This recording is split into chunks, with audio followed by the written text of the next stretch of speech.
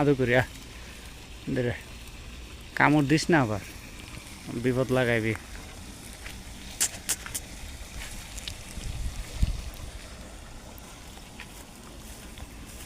ভাই কি কফিল আন্ডারে কাজ করেন না? কয় বছর ধরে আছেন? হ্যাঁ 27 বছর। দেন কিভাবে খাবার খায়, দেন ঘাস কাইটটা এটি শুরু করছে, শুরু কইরা প্যাকেটের সিস্টেম করছে কইরা, তারপর বিক্রি করছে, ওনারা কিনে নিয়ে আসছে।